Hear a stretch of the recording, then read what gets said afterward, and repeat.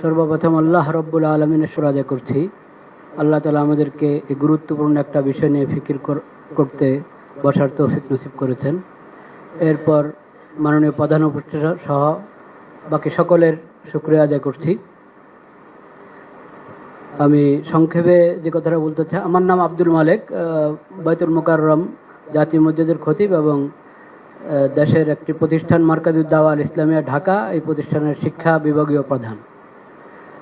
যে কথাটি আমি বলতে চাচ্ছি সেটা হলো, সম্প্রীতি যদি আমরা চাই, আছে আলহামদুলিল্লাহ, এটাকে যদি বাকি রাখতে চাই তাহলে সম্প্রীতি যারা নষ্ট করে সেই বিষয়ে আমাদেরকে নমনীয়তার সাথে অনমনীয় ব্যবস্থা গ্রহণ করতে হবে।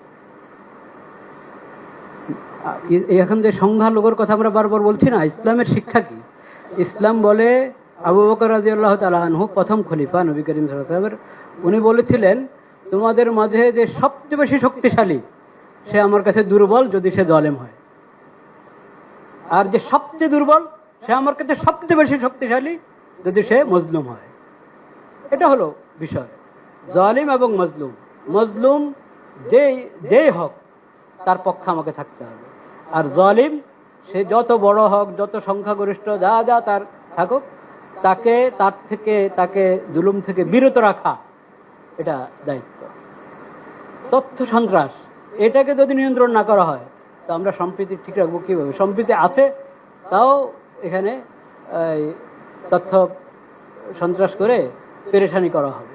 এটার ব্যাপারে অনমনীয় হতে হবে তথ্য সন্ত্রাসের বিষয়। আর আরেকটা গুরুত্বপূর্ণ বিষয় বলতে চাচ্ছিলাম, আমাদের ধর্ম সম্প্রীতির কথা যেটা আছে, ধর্মকে গুলিয়ে ফেলা এটা কিন্তু ধর্ম সম্প্রীতি না। ধর্মের অপব্যাখ্যা, একটা ধর্মে একটা জিনিস নাই সেটাকে ওই ধর্মের উপরে চাপিয়ে দেওয়া হলো, অন্যদেরকে খুশি করার জন্য নিজের ধর্মের মধ্যে বাড়ানো কমানো হলো, এটার নাম কখনো ধর্ম সম্প্রীতির বিষয় না।